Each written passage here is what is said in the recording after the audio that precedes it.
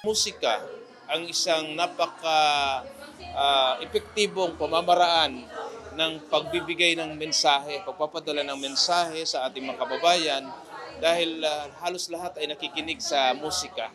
At dito nakapaloob ang aming hangarin, ang aming advokasya na sana tayong lahat mga Pilipino ay magkaisa para sa pagharap ng challenge na ito na medyo nakita natin na malaki. At dito nakasalalay ang kinabukasan ng ating mga kabataan. Malaman ng taong bayan, hindi lang kami mahusay doon sa alam nila na trabaho namin dahil laman naman palagi ng balita kung ano mga nangyayari. Meron din pong mga talent ang ating mga kasundaluhan na ito ang pagkakataon na para maipakita nila sa taong bayan na marunong din kaming kumanta, marunong din kaming sumayaw, at higit sa lahat, meron kaming puso para sa bansang Pilipinas. Bawat sundalo ay nahandang lumaban at ang bawat sundalo ay buo ang loob. Kahit ano ang panganib na harapin, ipaglalaban natin ang ating karapatan dahil ito ay mahalaga para sa ating bansa.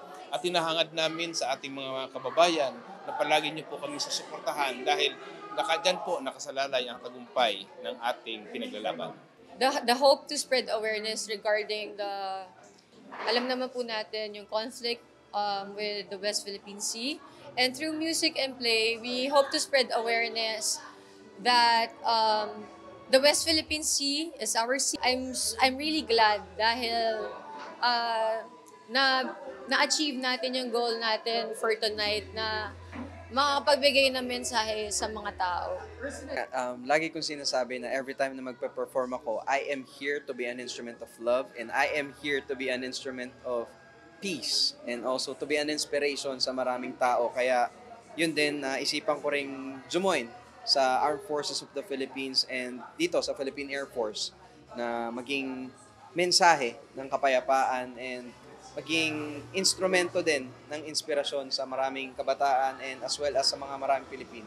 I'm honored na maging parte ako and nung sinabi sa akin na magiging part nga ako ng Musikalayaan, umuo agad ako dahil maganda yung advokasya ng Musikalayaan. Ito ay para sa pangkapayapaan and as well as for the West Philippine Sea.